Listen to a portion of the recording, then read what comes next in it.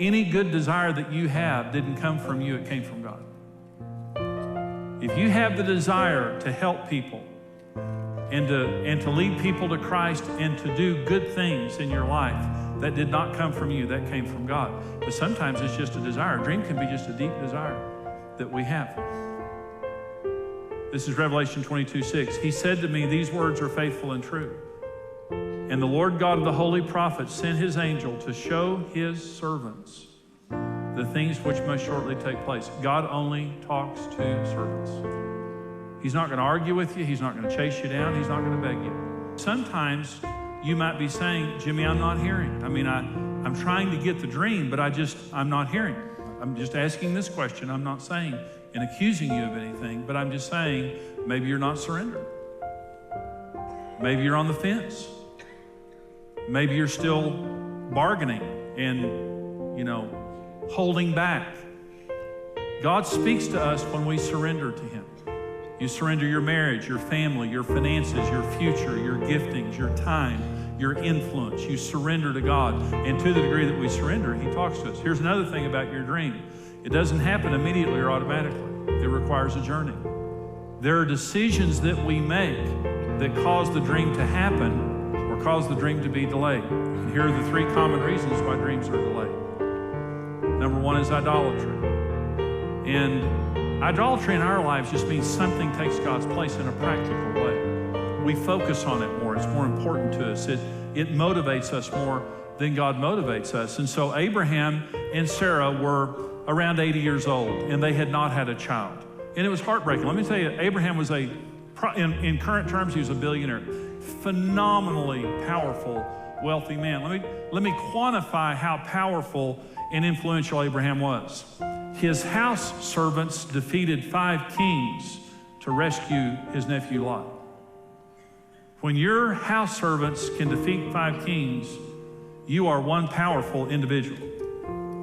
Abraham was a powerful man. He had no heir. And he complained to God one day, and he said, if I die, who am I going to leave all my stuff to? A house servant. I don't even have an heir. And God took Abraham outside one night, and he said, look up the stars of the sky, because your descendants will be like that. They're 80 years old, and God says you're going to have a baby. Well, it didn't happen that year, or the next year, or the next year. I'm just saying, you're 80 years old, you're 81, you're 82, you're 83. Okay, now we need triplets, quadruplets. If we're going to get to that, there's going to have to be some production here real quick. Didn't happen. So one day, Genesis 16 records, Abraham and Sarah had a bright idea. They got so obsessed with making the dream happen and believing that it wasn't going to happen, through Sarah, that Sarah said to Abraham, go with my servant Hagar and have a baby with her. And he did. His name was Ishmael. God delayed the dream for 13 years until Ishmael bar mitzvahed. I know he wasn't Jewish, but bar mitzvahed. In the Jewish society, in the Hebrew mind, a boy becomes a man at 13 years old. He's bar mitzvahed. So as soon as Ishmael turned 13, Sarah got pregnant. And Isaac was born, the son of the promise. Ishmael, God was not going to accept the product of their doing as being the son of the promise, because it didn't happen from God. And so when Isaac was born, you can just imagine, now they're about 100 years old. I mean, there's been a long time waiting for this child. So now they're around 100 years old, and Isaac is born, and God comes to Abraham one day and said, sacrifice him. Take your son, your only son, and go to Mount Moriah and lay him down and sacrifice him to me. Imagine for just a minute the significance of that child in Abraham and Sarah's life and how long that they had waited. And Abraham was an old man. The second chance didn't seem likely. Abraham saddled up his mule and loaded it up with his son and took him up to Mount Moriah and laid him down. By the way, don't do that. That was the Old Testament. It was just something for Abraham. On days you may be tempted, do not sacrifice your children to God as an offering. Abraham took the knife up, and Isaac was laying there He was coming down, and the angel grabbed his arm and said, now we know that you fear God. See, this boy had become an idol. He became more important than God. We know that because of Ishmael. We also know it because of the test, when God said, lay him down. See, this is what happens. There are, all of us really, when God gives us a dream and a promise, it's so easy for that to begin to consume our lives. A healing, a child, a marriage, a ministry, a business, a breakthrough, whatever it might be, it begins to consume us. And here's how you know that your dream has become more important than God. Number one, your relationship with God becomes focused around the promise and making it happen. It's all you talk to God about. God is the servant of the promise, rather than the promise being the servant of God. And let me say, God is not going to become the servant of the promise. He's bigger than that. Number two, you get mad at God concerning his timing or his methods. I got mad at God. He called me to preach at 19, told me I couldn't go to the seminary, and so I spent 9 years waiting in the appliance business. Didn't seem like any progress was going on. And I got mad at God one day. Well, actually what happened was I saw this ad from Oklahoma City, a church in Oklahoma City that had a Bible school. And they said, this is a Bible school and we train people for ministry and it's connected with this church. And I thought, well, God won't let me go to seminary, but I can go to Bible school. Now, in the back of my mind, I knew I was sinning. I just want to say that right up front. I knew I was kind of on the edge, so I called that Bible school. And when I called him, I talked to this guy and I began to tell him, I was about 25 years old, so I'm 25 years old. I've been called to ministry. I want to go to ministry. I can't go to seminary, but it sounds like what you're doing is what I need. And he said, you're just the kind of a person we're building this school for. And he said, we want you to come over here, go to our school. And I said, well, I'm very interested. He said, well, I'm going to put all the information in the mail today so that you can get it and just fill out the form, send it to us, and be a part of our Bible school. I told my dad that I was quitting our business. I said, Daddy, I'm going to go to Bible school in Oklahoma City. And I made all my plans. And when I hung up the phone with talking to that guy, I kind of had this little thing in my mind that was going, well, maybe that's not right. So I laid a fleece before the Lord. And I said, Lord, if this is not of you, don't let that come in the mail. Don't let this information come in the mail. And I thought, well, it's going to come. But at least he has a chance to kill the postman or something, I'll give him that little chance, kill the postman. So, didn't come the next day. Hey, who cares?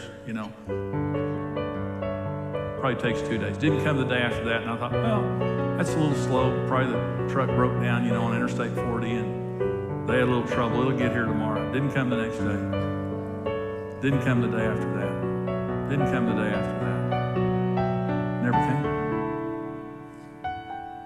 And I sat down one morning, and I had a talk with God. And I said, now listen, you kill me, or you take this thing out of my heart, or you fulfill it, because I'm miserable and I don't want to live this way. Now, first of all, God doesn't like to be talked to like that. I wouldn't suggest it, especially in thunderstorm season. And God just real kindly spoke to me and said, now you wait and you do it my way. Everything was fulfilled exactly the way that God told me. The promise was fulfilled. It didn't happen the way I thought it was going to happen. It sure didn't happen in the timing I thought that God was going to happen. But at exactly the moment that God had prescribed, he opened that door, but I almost bucked out of the chute.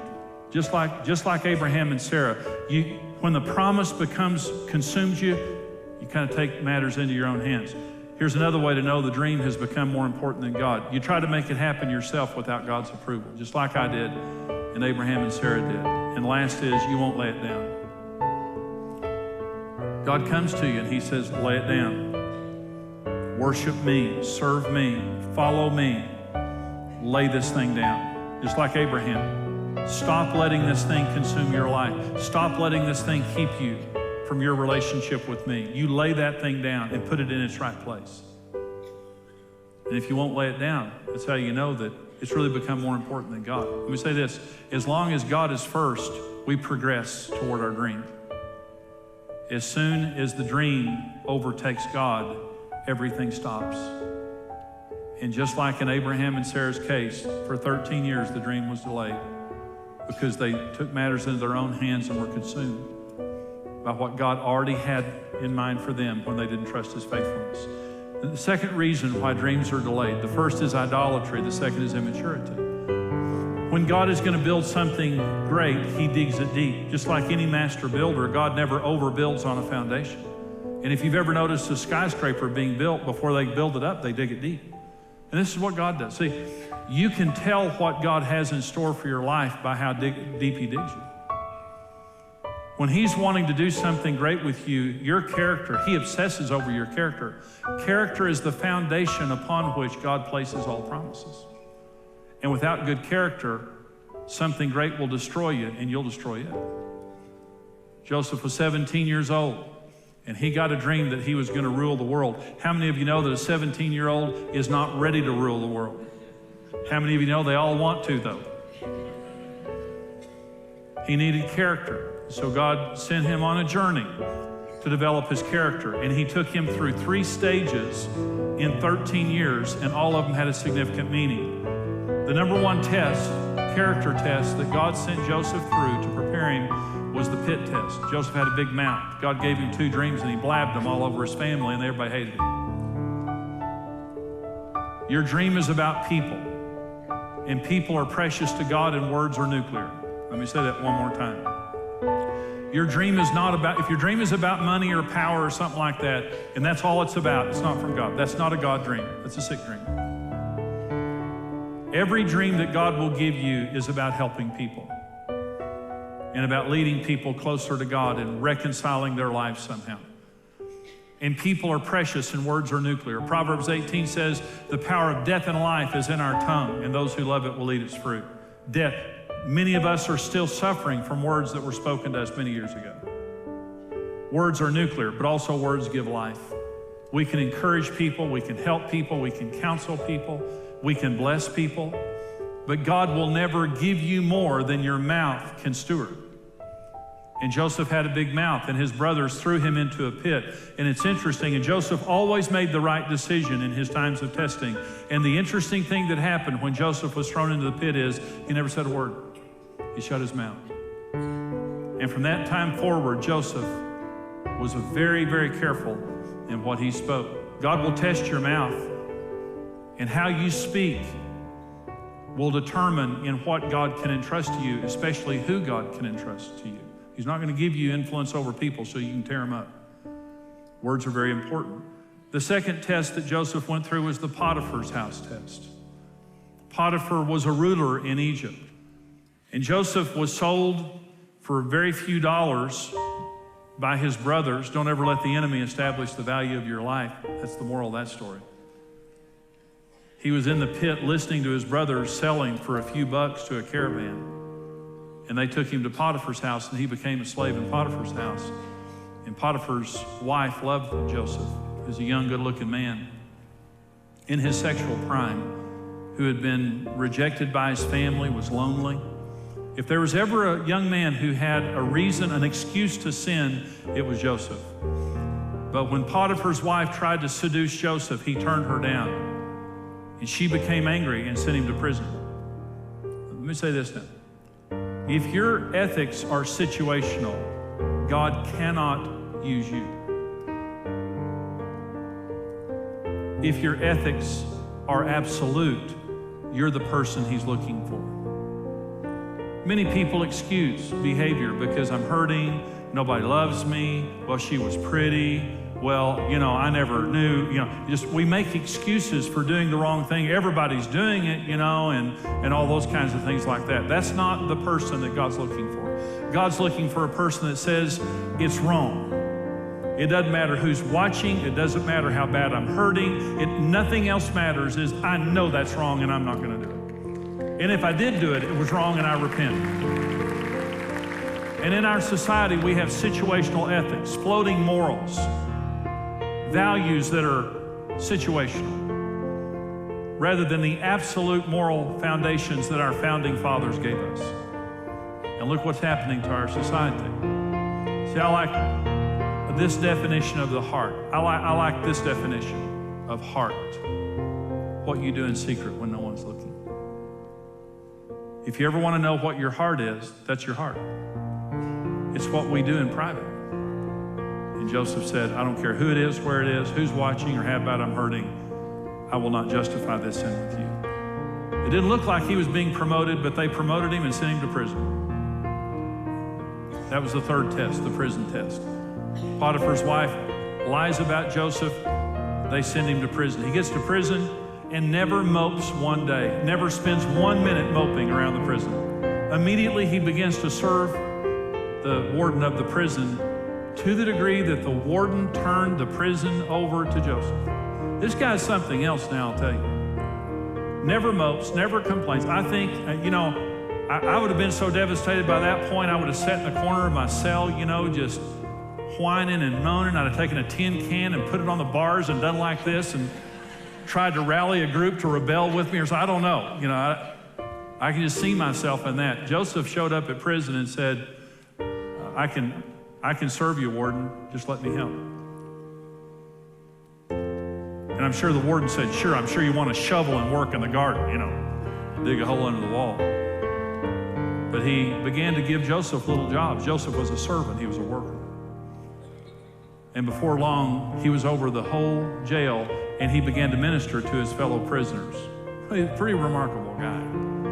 And see, a lot of people, they have this dream, and they think that just somehow that, there's just going to be this holy glory around them that's going to be recognized, and from nothing, they're going to become something. No, you'll serve your way to the dream, or you won't get there. And you'll start right where you're at. And you might say, I've got some really difficult circumstances. I'm working in a prison, maybe not the prison, but I'm just where I'm working right now is a bad person in a bad situation. And God says, you serve them. You be the best employee there. You roll up your sleeves and you serve that person. And you clean toilets, you sweep the floors. You be the first person there and the last person to leave, and you serve. Because I promote servants. But I'm not going to recognize anything else. God's going to test your character, your mouth, your morals, and your work ethic, your attitude. And to the degree that we're willing to make the character choices to allow God to dig us deep is to the same degree that he'll build us high. And if you have this big dream inside of you, you may be asking yourself the question, why is God so severe with me? Why am I having to go through all this? It's not because God hates you, it's because he loves you.